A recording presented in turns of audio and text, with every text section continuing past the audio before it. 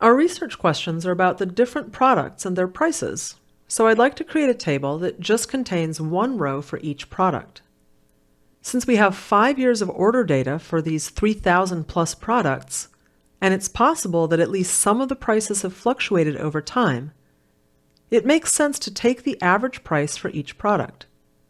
And if a product's price hasn't changed during this time period, the average will simply be that constant price. To create a summary table with the average product prices, I'll go to the Tables menu and select Summary.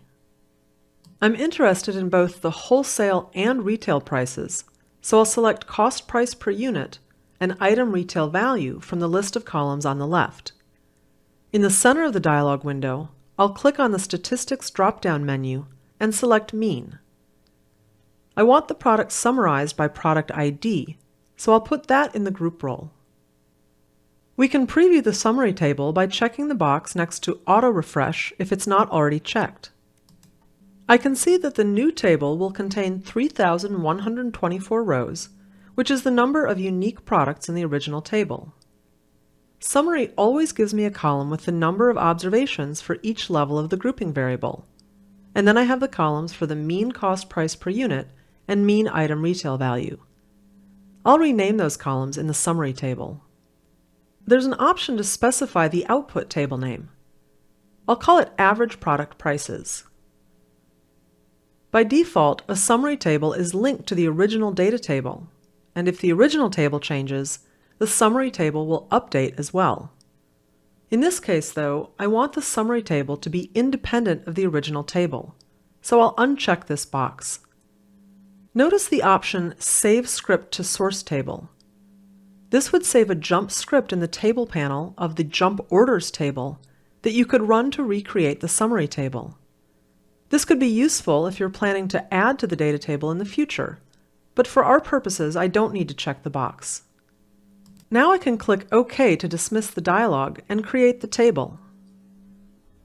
Let's change these two column names and save the new table. There are many ways to change column names, including by using the Column Info dialog. But you can also change them directly in the data table. One way to do this is to simply click on the column header and start typing the new name. I'll change Mean Cost Price Per Unit to Wholesale Price, and then click in the upper left corner of the data grid to get out of editing mode. Another way to change a column name in the data table is to select the column, either in the data grid or the columns panel, and then in the columns panel, click on the selected column and enter the new name. I'll change Mean Item Retail Value to Retail Price and press Enter. Then I'll save the table with the given output table name. Notice that in the table panel, there's a script called Source. This is a script that Jump automatically generates anytime you create a new table with a command from the Tables menu. And this is the script that Jump can save back to the original table if you enable that option in the dialog.